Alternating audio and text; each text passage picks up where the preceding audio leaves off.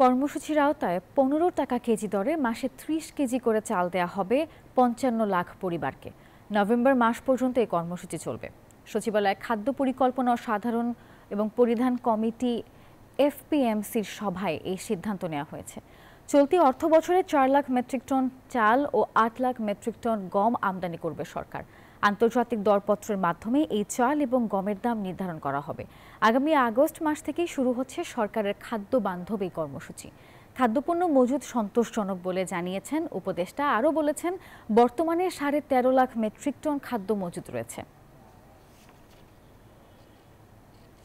আমনে বন্যার কোনো ঝুঁকি রাখি নাই, যাতে কোনো আমনে বন্যা হতে পারে এটা ধরে নিয়ে আগাম প্রস্তুতি হিসেবে আমরা ৪ লাখ মেট্রিক টন চাল সরকারিভাবে আমদানির জন্য করছি। অ্যাজ ওয়েল এজ প্রাইভেট সেক্টরকে আমদানির জন্য আমরা বাণিজ্য মন্ত্রণালয়কে আমরা লাইসেন্স দেওয়ার জন্য ৫ লাখ মেট্রিক টন চাল আমদানির লাইসেন্স দেওয়ার জন্য বিভিন্ন লোককে বিভিন্নভাবে ভাগ করে দেয়। গতবারও ১৫-১৬ লাখ টন দেওয়া হয়েছিল, এনে ছিল ৫ লাখ টনের রকম। এখন যদি তাদের এনে পোষায়, বাজারে যদি ভালো কমফোর্টেবল হয়, তাহলে আনবে।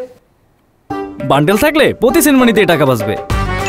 বিকাশ সেনমানি বান্ডেল কিনে জিতুন প্রতি লেনদেনে।